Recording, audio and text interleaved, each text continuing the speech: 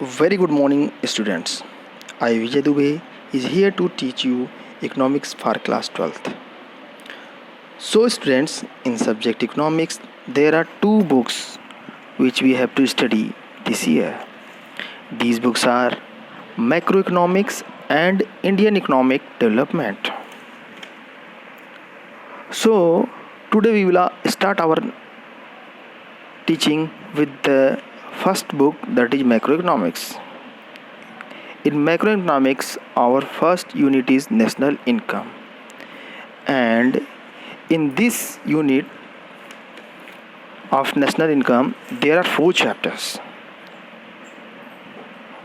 Our first chapter is circular flow of income. We will start our first chapter, circular flow of income. Students, before starting this chapter, I am going to tell you some basic concepts of macroeconomics, because that is very important for our study for national income.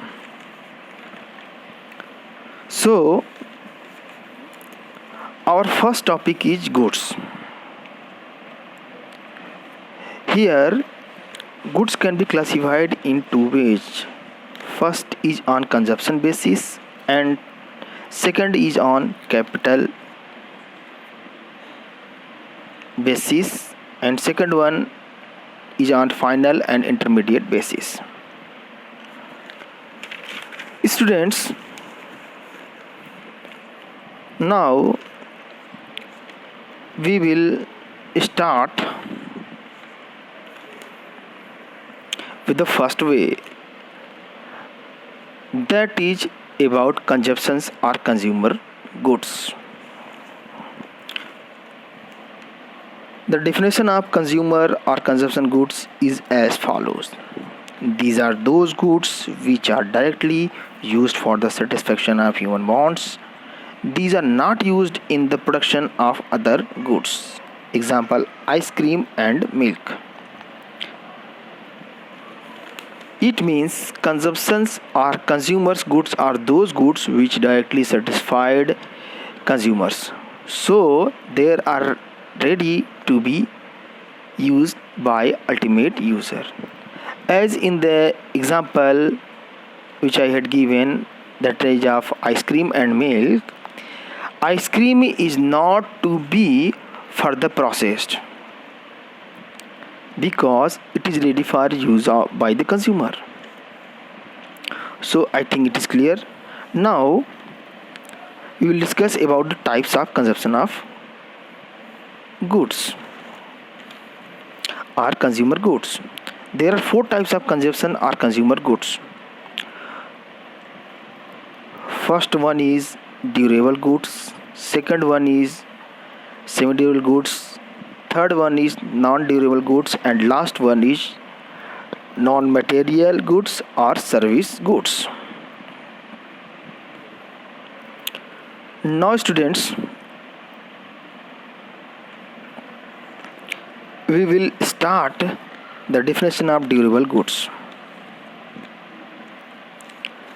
Durable goods, these are those goods which are used for several years and are of relatively high value. Example, TV, radio, car, etc. Second, semi-durable goods. These are those goods which are to be used for a period of 1 year. Example, clothes and furniture. Non-durable goods. These are those goods which are used up in a single act of consumption. Example, pen ink, domestic LPG gases, milk, etc. Non-material goods or services. Non-material goods are also known as service goods, as they directly satisfy the human wants. There is no exchange of things. It means these are the goods which directly satisfy human wants without exchange of good. It is in the form of service. Example, doctors, lawyers, etc. are the service provider. They only provide services, not any goods. Now students, we will start our second topic, that is capital goods. The definition of capital goods are as follows. Capital goods are the fixed assets of the producers. These goods are used in the process of production for several years and are of high value. Use of these goods led to depreciation. Examples: plant and machinery. Some important points related to the capital goods are as follows. All machines are not capital goods. Second, all capital goods are producer goods, but all producer goods are not capital goods. Intermediate goods or raw materials are the examples of the same type of goods. Now students, I think capital goods that I have defined is very clear to all. So you only know that fixed assets which are used for producers for the production process are called the capital goods.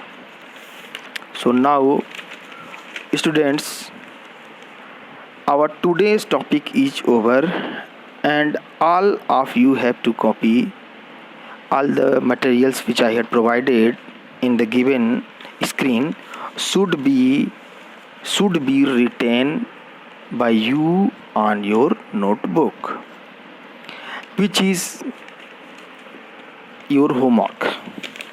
So thank you students and have a nice day.